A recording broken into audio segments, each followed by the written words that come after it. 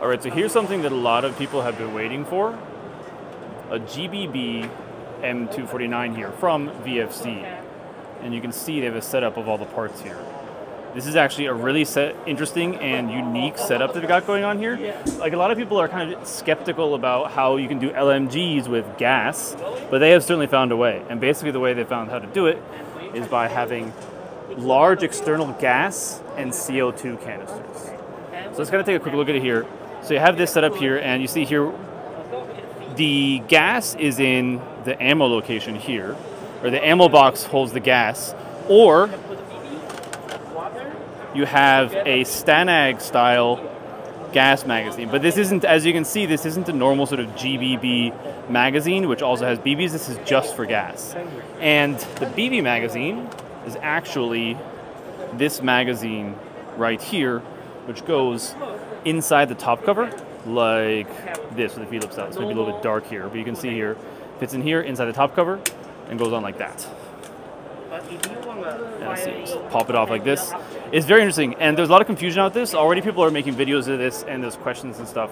You see here, it says it's a 100-round magazine, but there are some questions here because, let's see, it actually marks up to 175 on the magazine. And the reason they have that is because for like a standard hand filler, it's too hard to fill more than 100, they say. So they mark this and market this as 100, but actually in this picture you can see as well, you see there's lots more room for BBs. But if you have a machine with a lot of pressure, and hopefully this doesn't blow up when you do it, but if you have a machine with a lot of pressure, you can fit in up to 175 BBs. So it's kind of good because the standard loadout, for example, the sort of what they call the nutsack loadout for an M249 is about 100 rounds, where the larger ones is 200 rounds. So you're getting kind of pretty close, either hand loading, you're close to that standard kind of combat loadout, or if you have a machine that can do it, you can fit in more rounds there.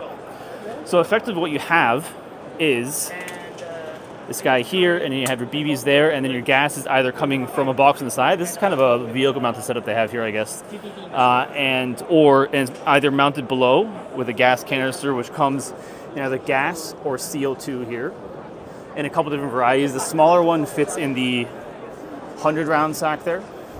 The larger stuff, there's a larger gas magazine. Oh yeah, the larger gas magazine's in here, right? Or a larger CO2 magazine. The CO2 canisters are these, sorry, it's hard to see the markings on these, but the CO2 canisters are actually 88 ounce, I believe. Sorry, 88 grams rather, it looks like. 88 grams, look like it's written there, which is a somewhat uncommon specification. As you can see, they're screwed right into there. It's a somewhat uncommon specification, so it sounds like VFC will themselves be making and selling these because they're a little bit hard to find otherwise. So overseas, where VFC doesn't sell directly, you might have some difficulty getting those, maybe. But it's a pretty impressive setup, and they already have some various options for your stock and extended barrels and so on. So right out of the box, you have it. There's also, it's quite interesting, there's another video out there you can check of a full disassembly. I'm not going to do that because I just one hand here. But the bolt here is aluminum. And then there's a rod here that connects to the bolt, so it's not too light. Like if this were just aluminum, that would be super light. But ultimately, the reciprocating mass of the bolt is not particularly large, so it gets a very high rate of fire. I'll have to check. I'm going to probably test fire later on, and we'll see how that is. Also, as the bolt moves, by the way, it moves this arm, which jiggles the faux bullet belt there, if you will. So you get a little bit of extra realism there. So it's really quite a slick setup and an interesting solution to sort of the problem of having a GBB LMG. So like the way they solved it was by having big gas reservoirs, low reciprocating mass, and then having what's essentially kind of a mid-cap magazine here to fix the sort of problems you would expect to have from a GBB LMG. Now, when is this coming out is kind of the next question. Sorry, I'm very white here. When it is coming out is the next question. Word is it is Q3, around September of 2023, so you won't have to wait too long. The next great thing is this is supposedly, they say, going to retail. We'll see. And this is probably Asia price, so you have to pay shipping and stuff, or it'll be higher overseas. But they say the base package will be about $660 US, which is, I think, crazily cheap. It's cheaper, in fact. Well, it's around the price. It's not much more than like a nice VFC AR-15.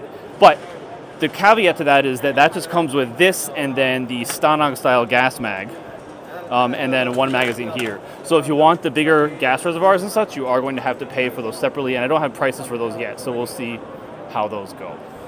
But overall, looks really nice, and I know a lot of people already, the moment this came out, a ton of people were anticipating this, and everyone kind of in the GBB world is going crazy. So it's looking really nice.